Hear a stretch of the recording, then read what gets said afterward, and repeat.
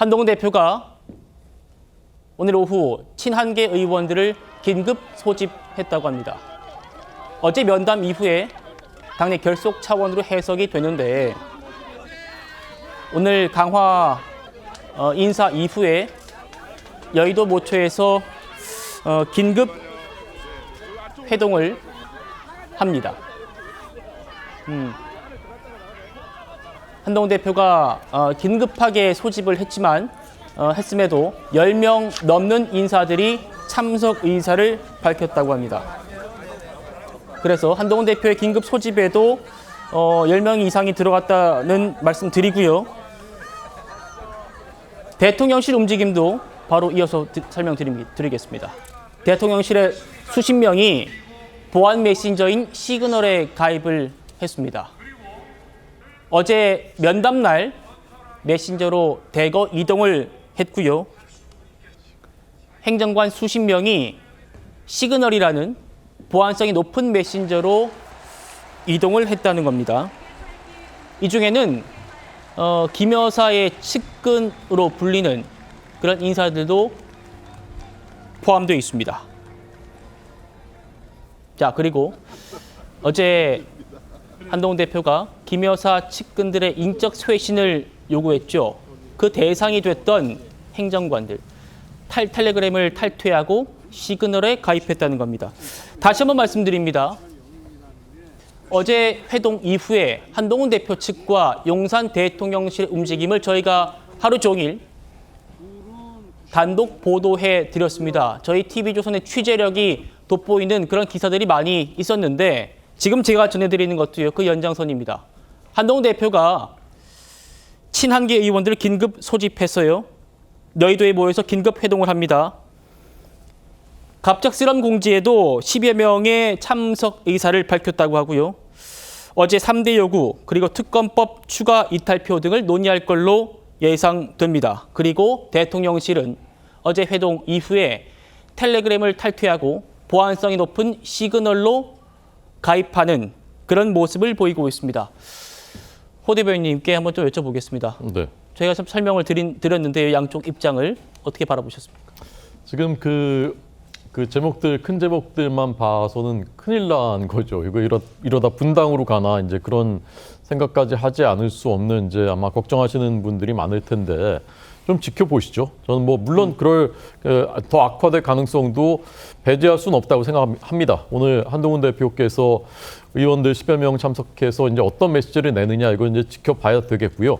그렇지만 꼭 그렇게 해석할 방향만은 아닐 수도 있다. 저 텔레그램을 탈퇴하고 그 시그널이라는 곳으로 이제 갔다는 것이 어제 회동이랑 직접 관계가 있는 것인지, 그리고 이제 행정관들 뭐 다 했으면은 당연히 그 김 여사 측근으로 지목이 됐었던 그 행정관도 똑같이 한 것일 텐데 그것을 좀 어떤 부분은 이 부분만 돋보이게 했을 때 좀 과하게 해석할 수 있는 그런 측면도 있는 것이고, 네. 그래서 오늘 한 대표가 어떤 메시지를 과연 낼 것인가, 또 특검법안이나 어제 회동에 대해서 의원들에게 이제 곧바로 전해지지 않겠습니까? 잘 지켜보면 되겠고요. 우리가 뭐 여기서 당 깨고 다른 배 타고 그럴 수는 없는 것 아닙니까? 운명 공동체인 것이고 여전히 같이 가야 되는 것이고요. 또 상대는 민주주의 파괴하려고 하는 이재명 대표의 민주당이기 때문에 더욱더 그렇습니다. 그래서 너무 섣부르게 해석하지 말고 좀 상황 지켜봤으면 좋겠습니다. 알겠습니다. 양측의 입장, 움직임 제가 지금부터 깊이 있게 분석을 해드릴 겁니다.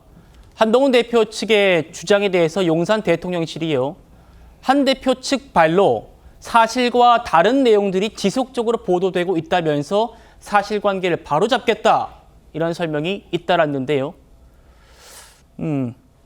우선 친한계에선 모욕 주기 면담이었다는 격한 반응이 나오고 있습니다. 들어보시죠. 저는 사실은 어제 그 장면에서 좀 충격을 받았던 것은 대표가 이제 4시 반부터 하기로 해서 도착을 했는데 그 대통령께서 뭐 이후 그 사무총장과의 전화를 한다고 하면서 늦게 오셨잖아요. 한 25분 정도 늦게 오셨는데 그 대표를 그냥 밖에다 세워놨어요. 안에서 앉아서 기다리는 게 아니라. 그러자 대통령실에서 즉각 이렇게 반박했습니다. 홍철호 정무수석이 한 대표를 직접 영접해서 환담을 나누면서 함께 대기했다. 홍 수석이 직접 면담이 늦어지는 이유에 대해서 쭉 설명을 하지 않았느냐라는 겁니다. 설주환 변호사님. 네. 한쪽은 25분 넘게 밖에 세워뒀다. 대통령실은 다 설명했지 않느냐. 어떻게 보십니까?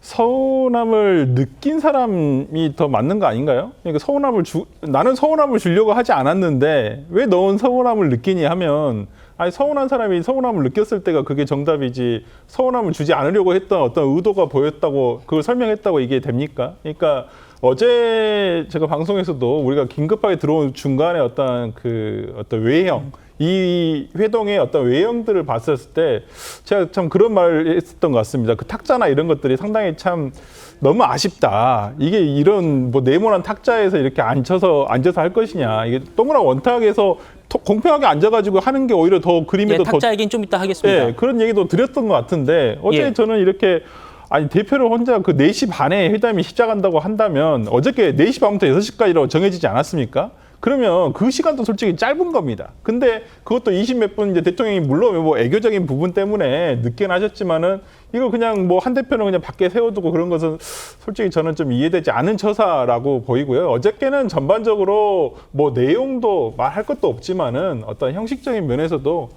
대통령실에서 이 한동훈 대표에 대한 홀대가 좀 너무 눈에 보일 정도가 아니었나라는 생각이 좀 들 정도여서요. 뭐 앞으로 우리가 더 이 부분에 대해서 좀 얘기를 해야 될 것 같습니다.